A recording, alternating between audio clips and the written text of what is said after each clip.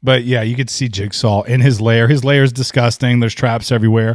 And there's little bitty models of each trap. So you see that he's been planning this for months. And it's even more elaborate than you thought or could ever hope. And the later movies will show it's even more elaborate than you can even think of. So dude is absolutely a genius.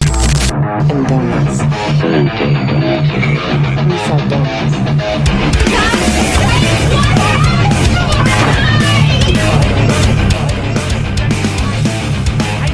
Hey everybody, welcome to Blood and Donuts. I'm Tony.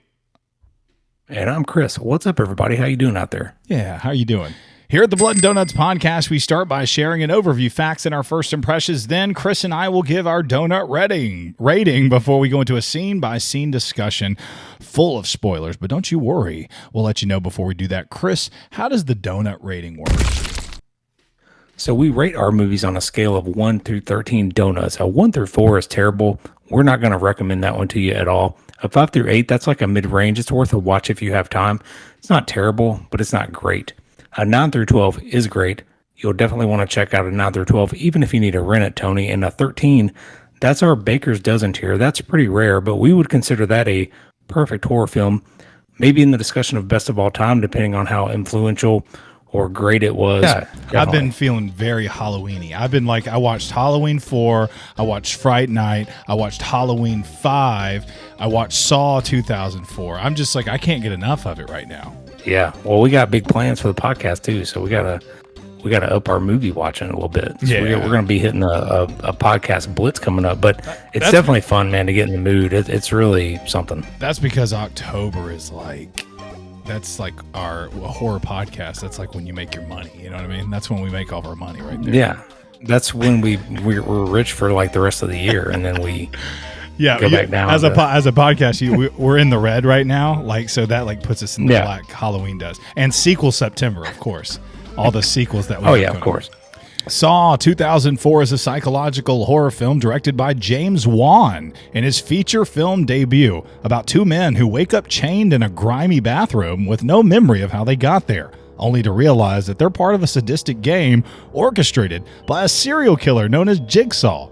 As the clock ticks, they must follow disturbing instructions to survive. Man, and this was his first one, James I know. Wan. Wow. You know James Wan from the Conjuring universe. He directed Aquaman. Legendary, dude. Megan, really something, man.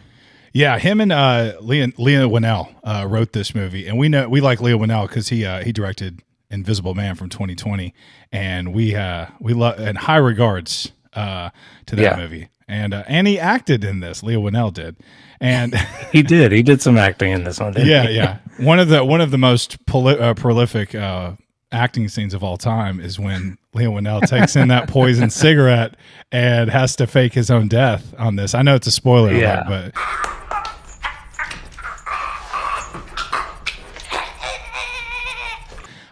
but anyway, that's the comic relief of the movie. It's got to be. It is. You know it is. It's hilarious. Like, that's hilarious. It is very funny.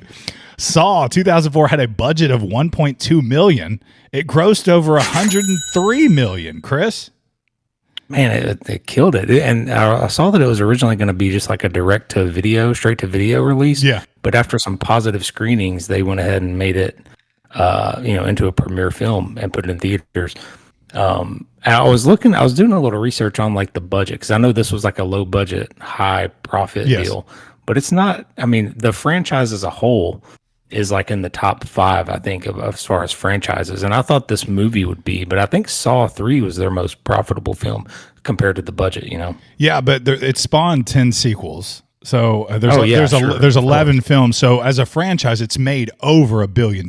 Very profitable franchise. Oh, yeah. But as far as just like budget to what it grossed, we were talking about Paranormal Activity earlier. That one, I think it went on to make like $200 million on nothing. They just had like a camera, it was just a regular old like freaking video camera, but still like what we're recording on now. Saw. I remember watching this. In 2004. I was in college. I remember going to the movie theater and seeing this, and just like it was special. It was very special. It was kind of like it was right off the hills of that 2002 reboot of Chainsaw Massacre, where I feel like the gore was really on this upswing. We just came out of the 90s, which everything was very Scream, beautiful teenagers, and there's a serial killer and there's love interest and all this stuff. I feel like everything, the 90s horror was okay, but it had a cookie cutter feel about it. But I feel like it was kind of Saw really brought it out. Movies like Saw and the reboot of Chainsaw Massacre,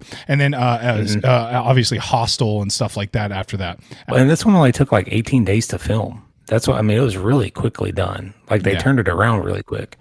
And so I thought that was pretty cool. And I was going to talk about all those other movies that you just mentioned. The Ring, don't forget that one. That's thrown in there too. Not really from a gory standpoint, but from just a good horror film. And they were both blue. This is one of those blue films. You know what I mean? It's got the blue filter. Yeah, back in the early 2000s, the blue filter was really popular in horror films. And Saw didn't miss Saw. It really didn't. Have you seen all these movies, Tony? You just talked about like 10 sequels. Have you seen every single Saw? I've seen 3 or 4 of them. I need to go and watch them. I haven't either. I want to say I've seen at least half of them. Yeah, like I want to say I've maybe seen 6 of them, but I haven't seen every one of them. And I'm wondering if the charm and the originality wears off. You know what I mean? You get to where you're Scream 7 and crap like that, and you're just like, man. And I think the overall story is convoluted now, overall. But this first one, man, I think it was pretty special, like you said. Yeah, it's not. It's you hear the word torture porn being thrown out there. I feel like this one's not. I feel like this is a mystery, and it's introduced. It's not too gory. No, I mean it looks. It's when it was released, it wasn't just overly gory like the ones are now. Yeah. It is grimy. It feels grimy, like you want to go home and take a shower after watching it. I remember that, but it's not just. It's cool, and it's an inventive idea. And then you throw Danny Glover in the mix, who is a detective, and he's trying to figure this thing out. You got Billy the puppet over there doing his thing, and then you got the pig mask and Jigsaw, and the way this movie starts out, it doesn't typically. You've seen the horror films. Family moving into a house, build up to horror. This one opens, you're in the middle of the horror, and then they go, let's rewind and tell you how we got here. You know what I mean? Yeah, and let's try to figure it out together. It's a great whodunit. We're not going to spoil it here. We will be talking about spoilers in a little bit, but it's a great whodunit film where you don't know what's going on. You're kind of learning with them. You're trying to kind of solve this puzzle with them. Like, I kind of overheard that like this film almost like it probably inspired the escape rooms that people go to today. Yeah, it's like I was thinking that when I was watching this. Yeah, it's one of those things where it's like you're in a room and then you see these puzzle pieces laying around the room and you're trying to figure it out with them. So it's a really kind of fun and an engaging film, if you will, like where you're trying to figure stuff out with them. Yeah. And I couldn't help but I was watching it. I was like, man, this is such a simple set, this little bathroom, but man, this is so effective. How smart were they? You know what I mean? Like just $1 million to come up with this. How did they pull getting Carrie Elwes in this film though? Right. And Danny Glover too. Yeah. Oh man, I love Carrie and Robin Hood Men in Tights. Like I've never seen him in a serious acting role until this film. No. Of course. Princess Bride, Robin Hood Men in Tights, Liar, he did the claw. Yeah. Oh, the claw's coming at you. Oh, you're scared of the claw. You're scared of the claw. Ooh. Jerry. It's the claw. Yeah. He's such a cool. Never think of him as a serious actor, but he did a good job here. Yeah. That's a good land for them. And then Danny Glover, he's in the stereotypical retired cop, Yeah. Yeah. Lethal Weapon. It was it was perfect. It was perfect in that regard. I like that. I saw that the bathroom scenes were shot in chronological order too, to kind of keep them in the spirit of the thing, to kind of make it ramp up. Ooh. As it was ramping up there towards the end for them. So that was pretty fun. Yeah, that is cool. So for me, Saw, and you kind of touched on it, Saw was the next big thing since Scream. Of course, there were those other great movies like 28 Days Later, The Ring, Texas Chainsaw Massacre remake, but Saw was just a breath of fresh air to the genre for me. Grimy, gory, mysterious film. The atmosphere was fantastic, and the story was clever, and you can really just see the influences even today that movie had on the genre. It's very hard to rate this first. I'll be honest with you, Tony. It's not a perfect horror film, but boy, I think it's close enough to be. I think the atmosphere and the influence and the story far outweigh the sloppy editing and some of that low budget shows at times. I'm still going to give it a 13 out of 13 for Saw. I think it's a great movie. Good score. That's a good score. I agree. Yeah, man. Here's my rating. Rob Zombie said, love it or hate it, Saw changed horror. It reminded the studios that there's still hardcore audience for darker, more intense stuff. Eli Roth said, Saw blew me away, and they opened the door for a new wave of horror. I still remember seeing Saw in theaters back in 2004. It wrecked me. It was psychologically terrifying, gritty, gross, and the kind of horror that makes you want to take a shower afterwards. And yet it was genius. The twist, the tension, the claustrophobia. This wasn't just torture porn. It was a razor sharp psychological trap that you couldn't escape from. And I walked out of the theater stunned. I remember I could not get this one out of my mind. And I agree with Chris. I think this one set horror up. It set there's those few horror movies that are like Blaze Runners, Trail Blazers, and I think this is one of those films, and it deserves a 13 out of 13. I wouldn't change anything about it. I think the part of the charm is the low budget, and you got James Wan, Leo Whannell, two pioneers of horror. I mean, like, you think of Invisible Man, The Conjuring universe, everything that has come after that, and they came out with this back in 2004. Yeah, it's a great film. Yeah. Man, I was teetering on. I was like, man, some of the lower budgety stuff, like the car chase scene. I mean, come on. Yeah. I read that they just like filmed the cars in the garage with like some smoking lights and like shook the cars. Yeah. And that was. I hear people talking about it, like, these cars ain't even moving. To be honest with you, like, because it's in his mind and he's telling a story for most of the time, and you don't know if he's telling the truth, and then you just they're showing all these things. I didn't bother me at all. Those cars, those car scenes not being too. Not seeing roadways and moving and all that stuff. So that didn't bother me too much. If you haven't seen Saw from 2004, where have you been? There's 11 of these movies, so you have a lot to make up. You need to rent all of these and watch them for Halloween, at least this one. The other ones, we'll get to eventually. A lot of the other ones kind of expound on this story too. You know what I mean? Sure, yeah. You'll see this key. Everything is tied to a certain group of characters. Yeah, so, like you'll see, and not only that, you'll see like this key in the bathtub, and then in a later sequel, you might have where they set up that trap, or they might show a girl throwing that key or setting that trap up, and why it was there laying like that or something like that. But we're not going to get into that on this one. But the later sequels kind of expound on a lot of that stuff. So if you haven't seen it, you need to watch it before we spoil it here. Here come the spoilers.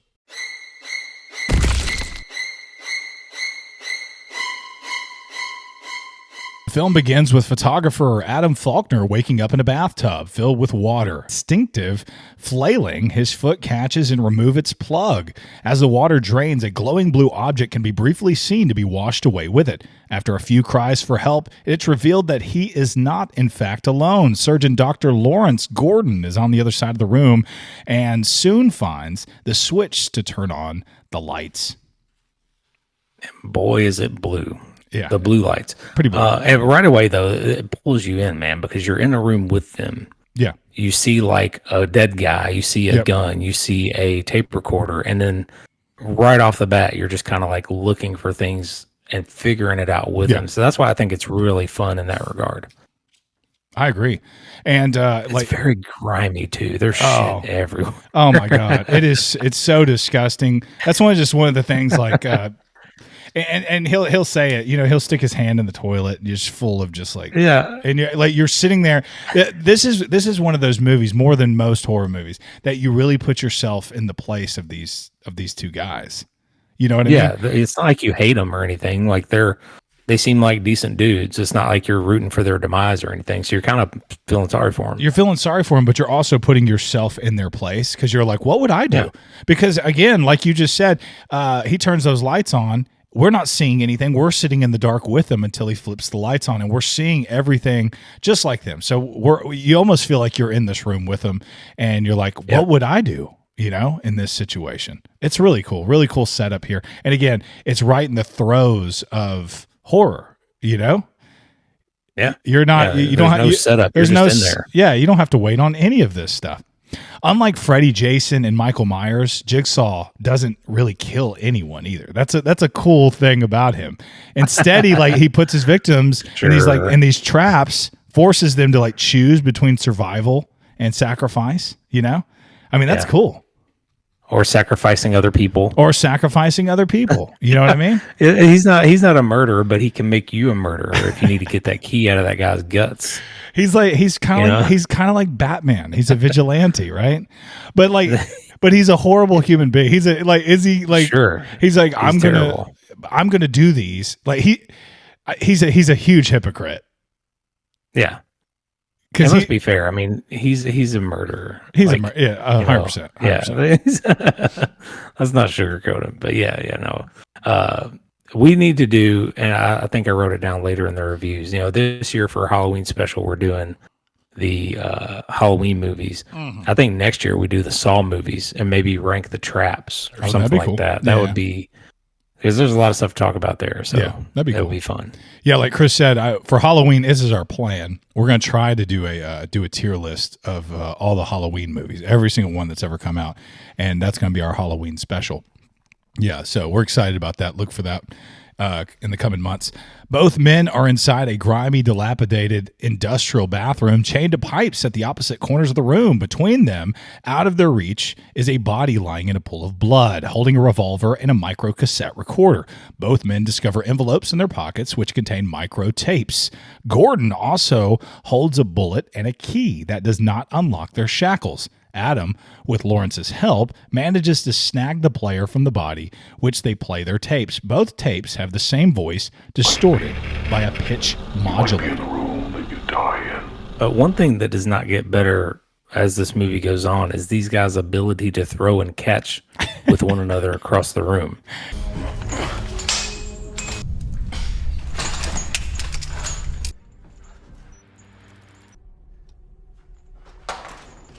Yeah, it's pretty bad. Like if it's like a tape or the cassette or like a picture, they just every time they throw it, they're like, oh, and it's way bad. out of reach. Yeah, it's bad.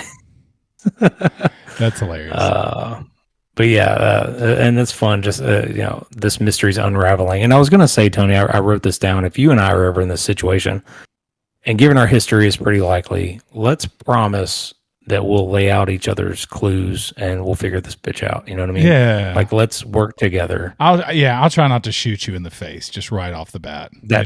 Yeah. If one of our tasks is to kill the other one, let's wait. Let's wait it out. We'll figure something out. Yeah, I think we should. It's almost like Leo Whannell's character. I'm sorry, Adam Faulkner. It looked like he didn't really have an out. He did because he had the key. Yeah, but I was going to talk about it here. It's such a cheap thing. So if he had just not, or if he had pulled the plug out of his bathtub and then felt the key and snatched it real quick, he could just have left. He would be walking, or not necessarily. He'd be walking around the room, but maybe he wouldn't have. But maybe he couldn't open the door. Only Jigsaw could open the door, I think. Yeah, maybe. But then you just go and smack, Dr. Gordon's head with a toilet lid and knock him out for 6 hours and wait your time out. Yeah. Because he's got to kill him by 6 o'clock. So it's like you just got to hold off death till then. Yeah, that's true. I don't know. But what's his face was going to come kill him anyway.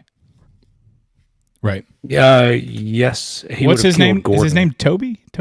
Zep. Yep. Where'd I get Toby? I believe you're talking about Jigsaw's character's actor name. There you go. That's what I was going. No, Yep. no. Adam's tape refers to him as a voyeur and asks, "Are you going to watch yourself die?" Okay, sorry. Or do something about it. Gordon's tape reveals he must kill Adam before 6 o'clock, and his wife and daughter will die, and he will be left in the bathroom, presumably forever. A whispered clue at the end of this tape says, "Follow your heart." And hacksaws are soon discovered in the toilet tank. Neither is sufficiently sharp to cut a chain, and Adam accidentally snaps his in frustration. Dr. Gordon realizes that the saws were meant instead for their own ankles, which, if sawed through, would free them from their shackles. Tobin Bell is the name of Jigsaw, by the way. Oh, okay. Perfect. Not saying that's where you got that, but anyway. But yeah, it's brutal how that plays out. And we just talked about it. I don't really like Adam's trap because he was just in a bathtub. It's funny how he's like digging in the crap, and then he like looks up and sees the heart and stuck right there. He's like, "Why don't you try the tank?" Yeah. He goes, "I wish I would have really looked there first." I was just gonna say, yeah, he empties the tank and it's like a trash bag, and it just has those hacksaws in it. You're just like, ooh, yeah. Like I immediately thought, like, oh, that's for your feet, buddy. Like, there's no way that's gonna cut through. You thought that right off the bat? Chain. I did. I mean, yeah. Okay. Yeah, I remember when he said it out loud. He goes, this is never meant to cut through our chain. This, and I remember being like, so there's also pictures in the bag, but he kind of hides those or puts those to the side, kind of throws them out the side because he doesn't want the doctor to see those pictures that he's been taking of the doctor, which we'll get to a little bit later. And yeah, you can't see that they are pictures, but he kind of notices something else in the bag and then just kind of chucks it to the side. Yep. The film then presents flashbacks of their captors' previous victims, Paul and Mark. Both men failed to escape and hence had pieces of skin cut from them in the shape of jigsaw puzzle pieces. Thus, the genesis for referring to him as the Jigsaw Killer.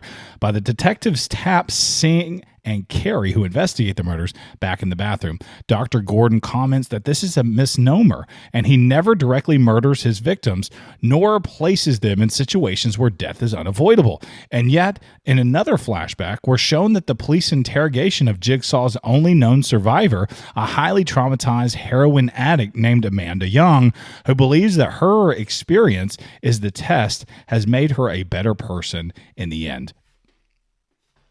Yeah, and this is probably my favorite flashback because it shows you, and it really gives you a glimpse of what this franchise is really known for, and that's the traps. I mean, It's like, what cruel way can you think of to try to, what cruel puzzle can you put these people in to make them get out? Because they're either going to have to like almost damn near kill themselves or kill someone else. And if they don't do that, then they're going to die just a horrible death. So really, with each Saw movie that comes out, you're really just kind of looking forward to the traps. At least I am. I was. Some of them are just hard to watch, as the later movies where they're just super gory. Oh yeah, the dude in this one hanging up and all those razor blades, that razor wire hanging everywhere. And this girl, the heroin addict Amanda Young, she has the reverse bear trap. That's the famous one from this one, I believe. Yeah, that's the most noticeable and well known one. What's your favorite one from this movie in particular? That one. I think it's the razor wire one for me. I think that was just so brutal. Ugh. I read that Amanda Young, the Amanda Young trap was functional, and very heavy. So it did actually like snap back because it had to, because they shows it as a scene. So she was wearing it, but it wasn't set. You know what I mean? So it had no. Oh, sure. That still feels safe, I'm sure.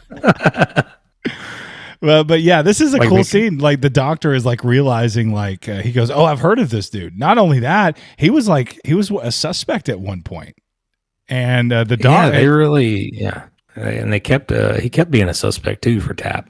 Yeah, Tapp couldn't let it go. Tapp is like, "I know it's you. I know it's you," because they found a pen at the scene that came from doctor's office. Yeah. I like how they made a real trap, but didn't have the budget for a fake jaw thing. They just used the real one. That's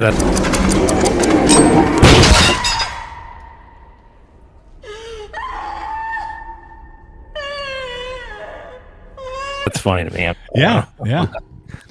And when she comes in and you like see like she still has like marks around her face and stuff like that. Yeah, that's crazy. And and she was forced to kill a guy rip open the stomach of a guy who was presumably dead, but no, he was not dead. He wakes up in the middle of it. He's just zonked out on drugs or something. So she had to kill him and dig through his stomach and to find the key to this trap. And now she's very grateful. You know, she's off drugs now. This saved her. Thank you, Jigsaw.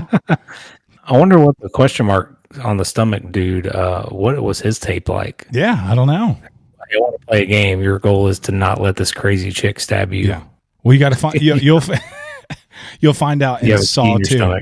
You'll find out in Saw 2 exactly what happens with this one. After a brief sequence where Adam and Dr. Gordon discover a hidden camera, another flashback sequence shows Gordon's last moments with his family and their subsequent abduction. Another flashback shows an attempt by Tap and Sing illegally breaking and entering into what turns out to be one of Jigsaw's lairs.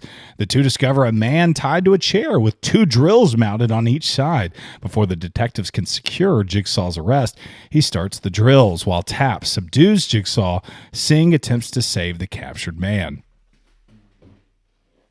Yeah, it's not my favorite scene, but I do like the chase through the lair that's coming up. I guess they just wanted to catch him in the act, right? So that's why they didn't like immediately subdue him and tase him and take him in for questioning. They just wanted to catch him torturing dude or something. Yeah, I guess I would have liked to pop a cap at him a couple times, you know, which they did. They shoot his kneecaps out. They shot him, didn't they? I think later, Zep gets shot later, but I think they shoot at him. I guess he does fall. Yeah, I mean they get a he definitely gets a shot. He just happens to get up at one point.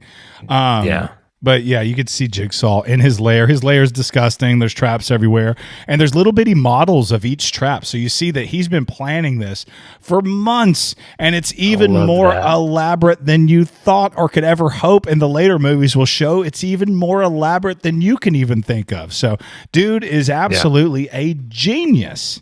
An absolute genius. But at this point, they're trying to trick you. We've seen this a couple times, so we know that the it's not Zep, but they try to get you in that direction that it's Zep. And I remember the first time I saw it, it's a huge spoiler there at the end, but a huge like what when we'll get to the end part.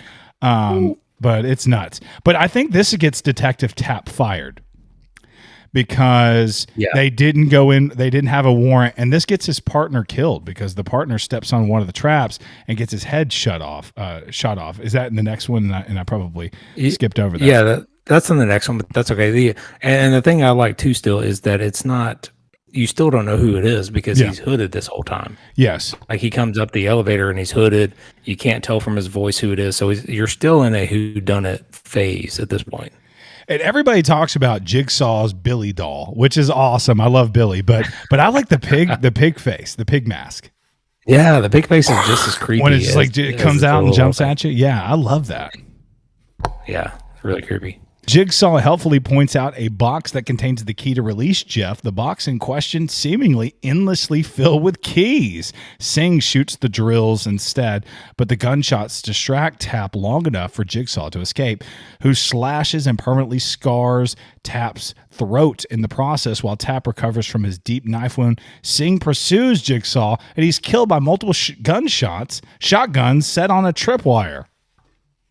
Man. And a smart move by Sing to shoot the drills, right? Mm-hmm. Like he just can't get him to stop moving, and then he's like shoots the drills out. They're really good.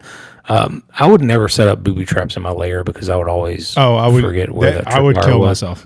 Yeah, 100%. Yeah, never will have tripwires or booby traps in my lair. But yeah, then Sing, who was a really likable character too. Sing was. Yeah, I liked him. Like. He knew that his partner was getting kind of crazy and getting really attached to this case.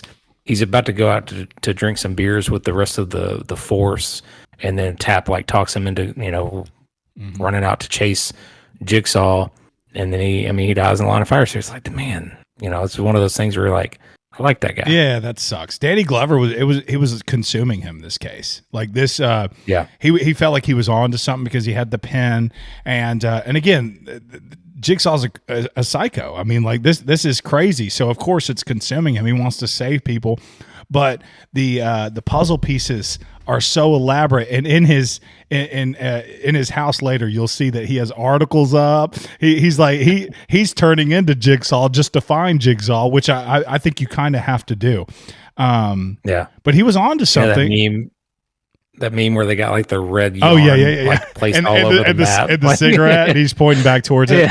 Yeah, that's exactly what was going on. But he was on to something because he was outside of the doctor's house while this was going on. So he was definitely on the trail, maybe not in the right spot and not exactly, but he saved the doctor's wife and daughter, and you'll see that here in just a little bit.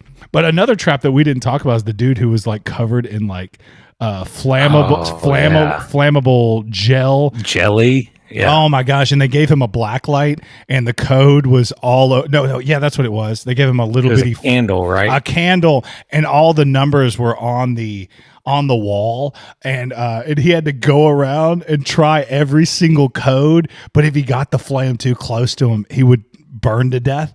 That was nuts, man. That was freaking nuts, and then the floor had glass on it, dude, so like it wasn't like a peaceful walk. Yeah.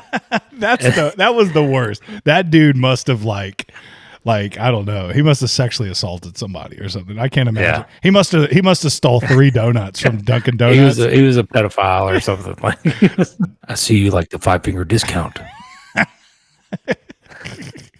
How would you feel if I put this key in a lock and you had to walk over glass to get it? I'm trying to think of like a funny crime. What's a funny crime or something bad that that he did to deserve to get hot flammable gel all over, like all over his funny crime? A funny crime that would kind of relate to him getting burned alive and having to walk on glass.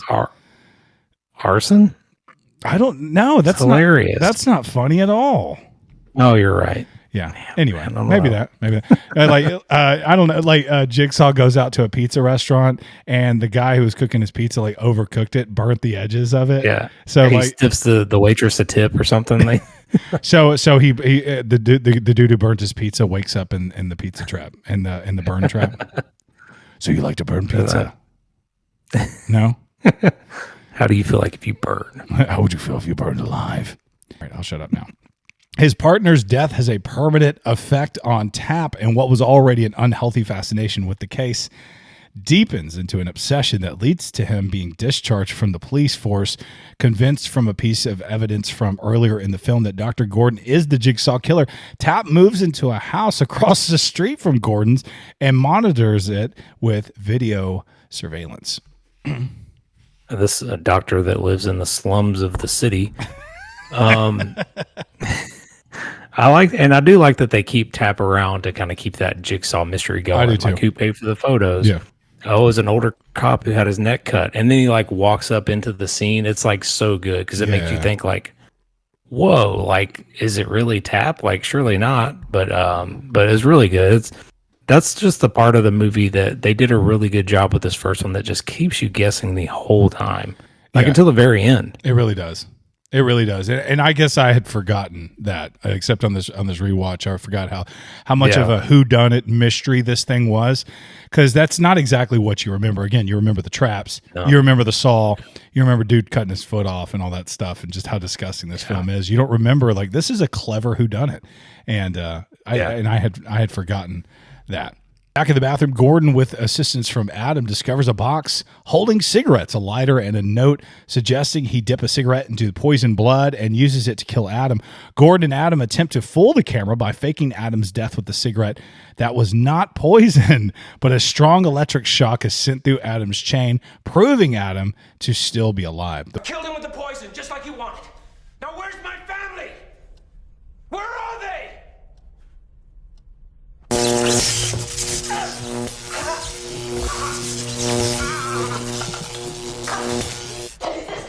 The box also contains a cell phone, which cannot make calls, but receives one from his wife, Allison, who tells Gordon Adam knows more than what he is revealing. Is Adam there?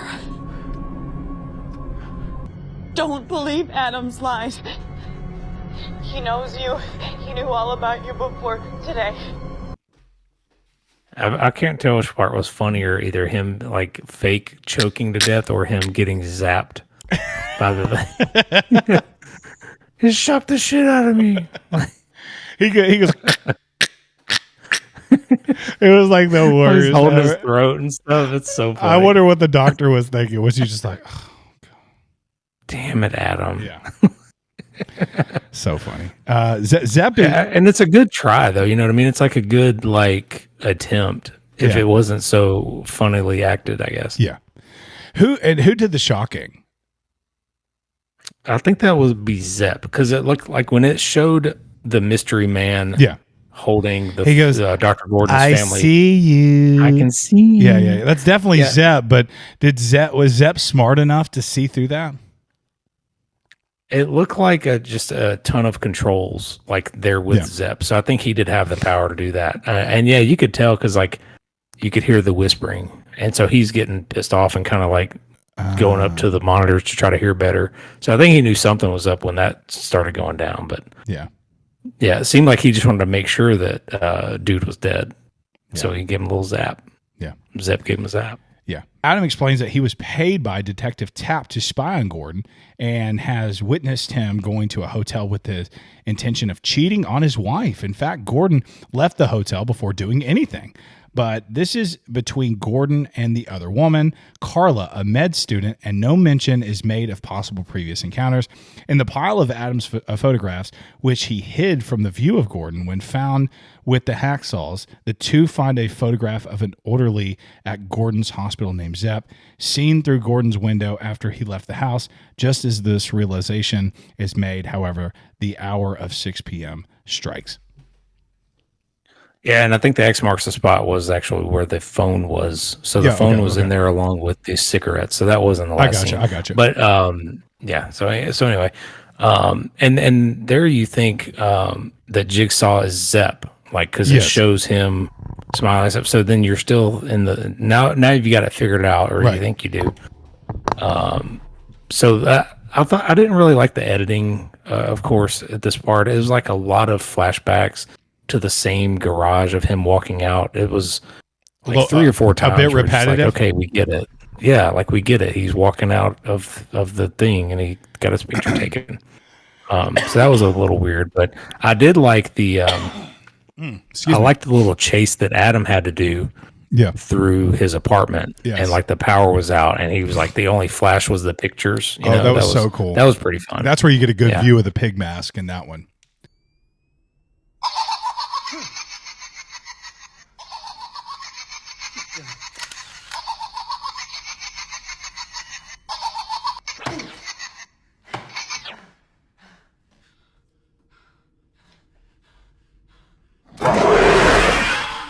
And also in the garage as well. Another thing I want to point out is you're hearing this from Dr. Gordon, his side. And he's like, I went to the apartment and I was telling her I was going to blow the whole thing off. I didn't even do anything. Like this might be made up, you know? He might just be made up. He might be like making that part up. He might have like, you know, he's trying to make it sound like, I don't know, maybe, you know, again, like you don't know. Yeah. Yeah, because he thinks now that he's captured because he did wrong. Yeah. And now he's trying to say it. And so you're thinking that his flashback was him painting a nice glossy picture instead of he's what like, I was happened. there calling it all. Because he took her right to pound. You know he did. Ain't no way That he walked intern out chick? of there. Ain't no way he walked out of there. Golly. She's a pretty girl. She was flashing some serious eyes at him. She liked the doctor a lot. Let's just say that. Yeah. Let's just say that. Another like he was remembering his last encounter with his daughter. And his daughter goes, Daddy, there's a man. I'm laughing. That's horrible. Daddy, there's a man in my room. And and she goes, Mommy is trying to help her, and she goes, no, I want Daddy, but Daddy's like too busy working on his stuff. But then finally he does go. He does go in there and helps her get to bed. No, sweetheart. I would never do that. But such a real creepy scene, and it has to be haunting Yeah. Dr. Gordon at this point, because when he's like, "Oh yeah, there was an actual man in my little girl's closet, and I did nothing about it." Yeah, but I mean, he did the little piggies game with her. What more does she want? Like, I mean, what Yeah. else is he supposed to do? Yeah, you're right. He did the little piggies game. Maybe check the closet. I don't know. Oh, If he would probably have good checked the idea. closet and under the bed, would this be over with at this point? I don't know that we would have made it to the bathroom scene. Yeah, That's what I'm because it saying. would have all been settled there. But yeah, that's a good point. He was like, I got to finish up my work because I have to go over and get this intern's piece of ass. I don't have time to be checking your. You have to go to bed. You know what I mean? Like, And you're really being like, you're really getting in the being a way. bit ridiculous right now. I like how, like, even after he doesn't check the thing, she's like, "Are you gonna leave me and mommy?" Like, Oh my god! or she says something to that effect of like, "Are you gonna leave us?" Why would you say that? Why would And then right it's after just a he, one night stand. right after he leaves her room, you realize like his wife is just the worst. Oh my god, she's like, why are you working again? You always work late. And you never hang out with. I mean, come on, like, give the man. He's a You're always on doctor. call. Yeah, saving lives, dude. Yeah, He's always on call. saving lives. He has like he's going to his intern's house. They're going to work out on medical anomaly. They're trying to figure out this. What they're trying to cure John's cancer here. You know what I mean? Yeah, I mean, let him go already. Allison manages to free herself and take control of Zepp's handgun. However, she is soon overpowered. Shots are fired, which attract the attention of Tap, who wounds Zepp. He's unable to keep him from leaving the house. Zepp heads towards the bathroom. Flung into a state of desperate temporary insanity, Gordon follows his instructions by sawing off his foot and shooting Adam with the revolver held by the body in the middle of the room, and the bullet found in his envelope. And this part is pretty frantic and brutal. And he finally does the thing. You know, cuts his foot off.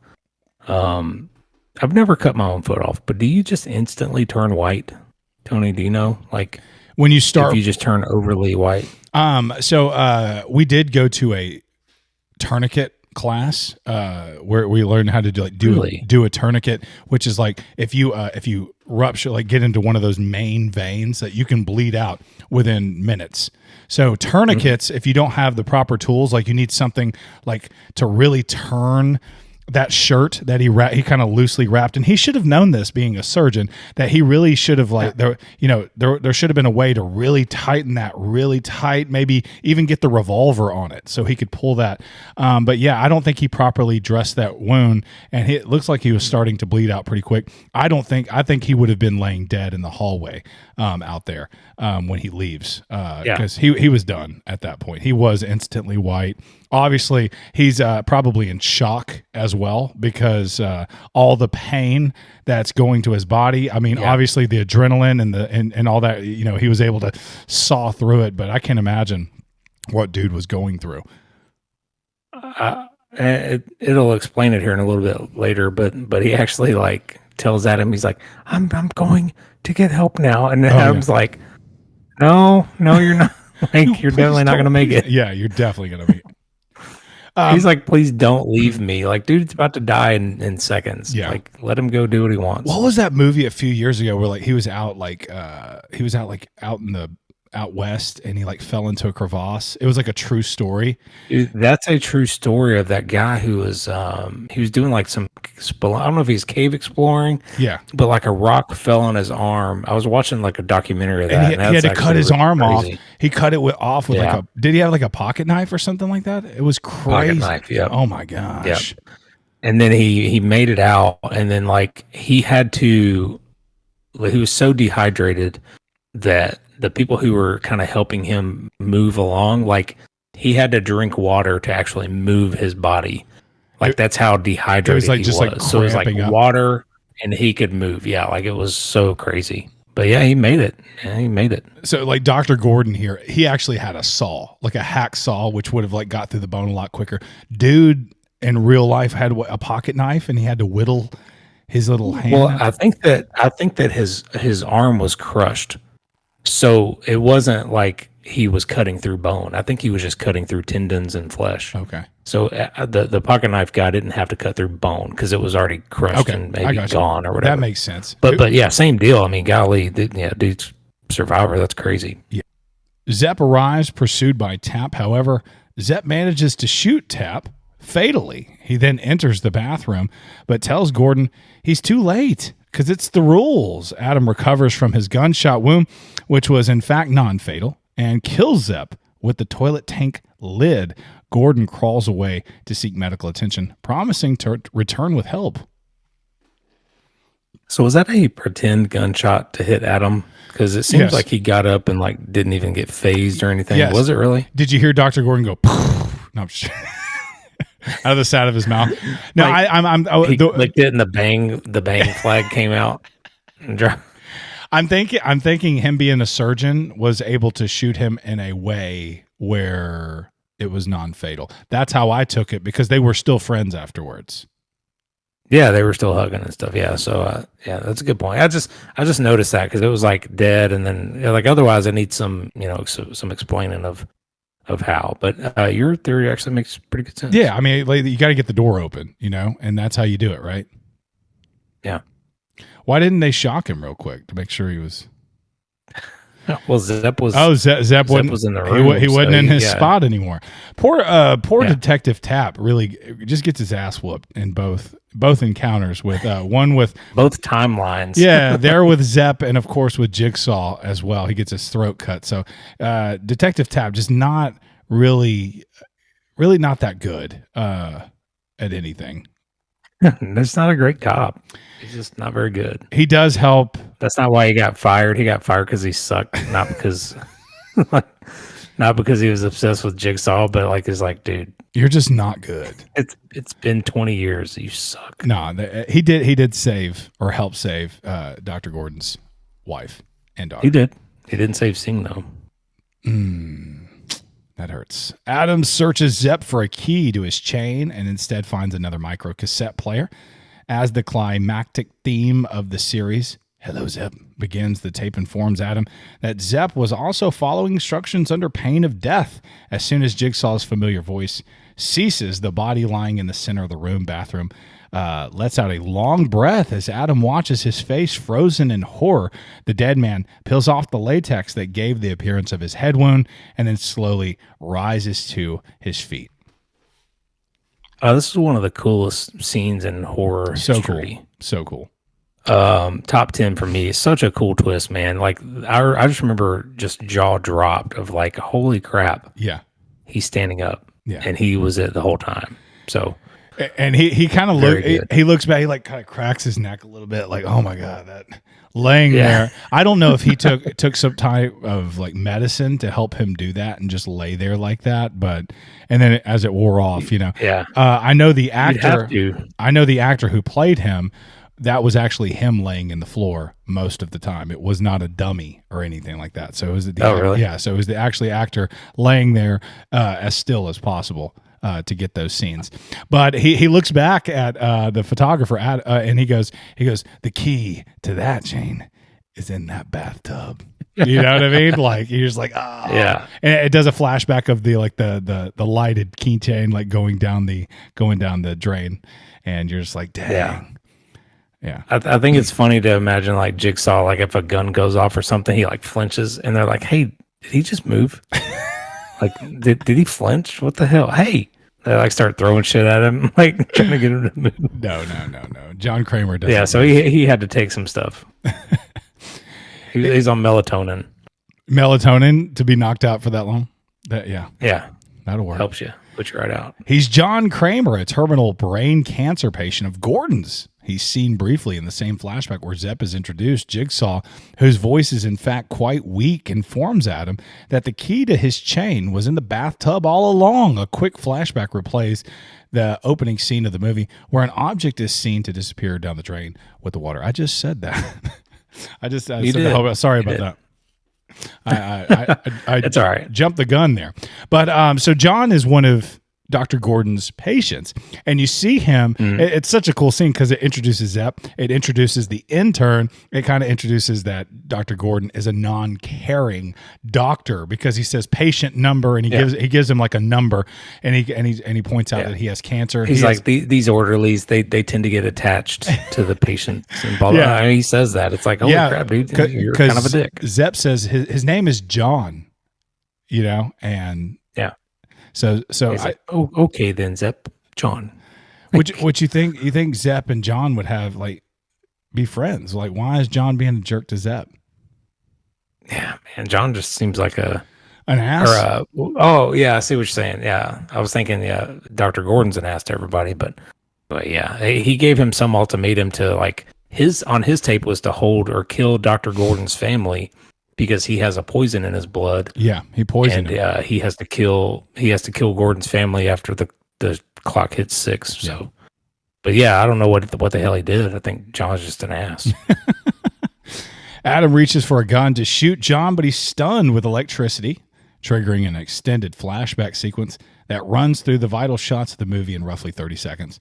Just before he flicks off the lights in the bathroom for the last time, you hear a voiceover of John saying, "Most people are so ungrateful to be alive, but not you. Not anymore." John then shouts, "Game over," before slamming the door shut, sealing Adam in the bathroom forever, screaming his despair over the credits. Game over. Now, you know me. I love a bad horror ending, and I say bad, I mean I hate it. I hate a good, what am I trying to say? I hate a happy ending for a horror film. This is an excruciating, horrible, horrific ending to a horror film, which is great. I think that's perfect. Yeah, you have a doctor who's cut his foot off. He's crawling through the hallway where Jigsaw's about to be headed. Yes. And then you have the other likable guy in the room who's gotten the door slammed on him, and he's going to die of starvation in the dark. Crazy. Really sad. And it looks like Jigsaw had that zapper all along because Zepp is out of the picture now. Yep. And Adam got zapped again there at the end. So it seems like Jigsaw had it in his hand. How'd they miss that? I don't know, man. I don't know. Lots of questions. But I actually read that Adam didn't die in this one, but he dies later on. This wasn't in the kill count, for dead meat. You're not allowed to say that. You're not allowed to say that. Because are you serious? Yeah, that's a future sequel, and you just spoiled the shit out of it, dude. Shut the fuck up. So anyway, I'll cut that last bit out. No, leave it in there. I'm just joking. So sequel September, Tony, is coming up, man. We got one more movie before then, which is Fright Night. So that's going to be next. All right. Welcome to Fright Night. I can't wait to watch it. You haven't watched it? Watch it tonight, maybe. I'm sorry, I haven't watched it yet. It's an iconic. He just kind of he's at the top of the steps and he goes, "Welcome to Fright Night." Sorry. I feel like I've seen it 20 years ago, but it's been a minute. Yeah. So anyway, after Fright Night, Tony, we got some sequels coming up. You want me to list them real quick? Yeah, please do. We're going to do Friday the 13th, number 2. We're going to do Halloween, number 3. And we're going to do Scream, number 2. And then we're going to do A Nightmare on Elm Street, 3. So Dream Warriors 3s this year. Dream Warriors. That's also the, did you see my Camp Crystal Lake mug? I love that mug, man. Yeah. So anyway, Friday the 13th. It's very cool. 2. That's the one where he's wearing the bag over his head. Classic. Oh, goody. Classic Jason. I'm excited about that one. We've just been staying away from that series the whole time. We've been doing this for almost 2.5 years now. Yeah. And we've only done one Friday the 13th. Yeah. We need to get on it. The second one is great. The second one is one of the best ones. Sorry. No spoiler alert. It's really good. You're going to love it. Yeah, I'm looking forward to it. I've seen all of those. Yeah. I've just, it's been a while. It's been a while for Scream 2. It's been a while for Nightmare on Elm Street 3. Yeah. I want to say I've seen Halloween 3 pretty recently, but looking forward to all these, man. And I want to say thanks, everybody, while we got you here. Really appreciate you following us on, Spotify, Apple Podcasts. YouTube channel is really blowing up. Over on Instagram, we're on TikTok. We're on all the social stuff. So follow us. Leave us some movie suggestions. Now, our September and October is pretty booked up, but we're taking suggestions. So please leave us a like and a follow. And we really appreciate you guys. Yeah, we appreciate you. Thanks for listening.